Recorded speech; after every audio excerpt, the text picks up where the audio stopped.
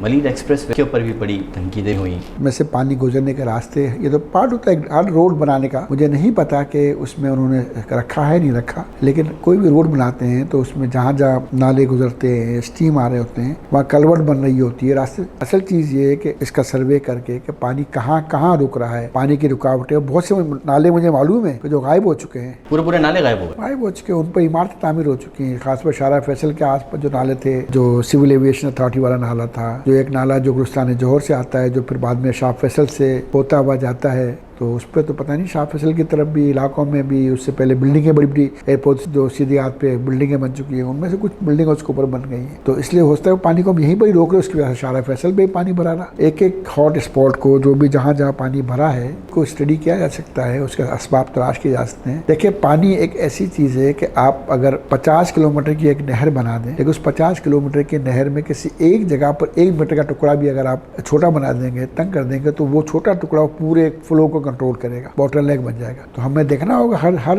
پانی آنے کے راستے پر کہ کہاں کہاں باٹل نیکس ہیں، ان باٹل نیکس کو ریموو کرنا ہوگا. سیوریج کا نظام کہا جا رہا ہے کہ اس شہر کا برباد ہو چکا ہے. آپ کی اس پہ کیا رائے ہے؟ سیوریج کا جو مسئلہ ہے کراچی کا کیسے حل ہو سکتا ہے؟ اور یہ جو اٹھا کے سیوریج اسٹارم واٹر ڈرینز میں ڈال دیا.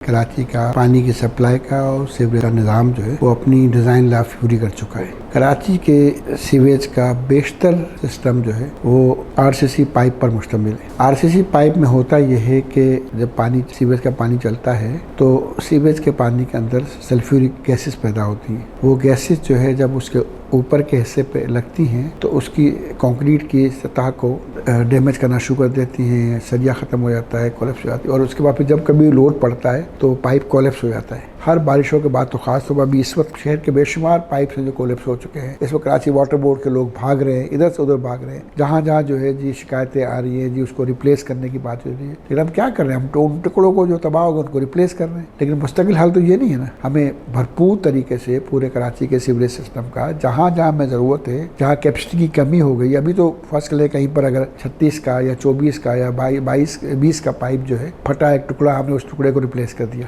لیکن اس نے بڑھتی ہوئی آبادی کو جو لوڈ کے بڑھنے کو تو مسئلے کو حل نہیں مانا. اب تو ضرورت اس بات کی ہے کہ جس طرح سے ہمیں پورے کراچی کے سیوریج سسٹم کو پورا اسسمنٹ کر کے، اور یقیناً یہ کام ایک دن کا کام نہیں ہے، حوصلہ یہ 5 سال کا 10 سال کا پروجیکٹ ہوگا. لیکن آپ کو ایسیس کر کے اپنی لائنوں کی کیپیسٹی کو بھی دیکھنا بھی ہوگا، کنڈیشن بھی دیکھنا بھی ہوگا، پائپوں کو ریپلیس بھی کرنا ہوگا اور چیزوں کو ٹھیک کرنا ہوگا. یہ کرنا بہت ضروری ہے کراچی کے لیے.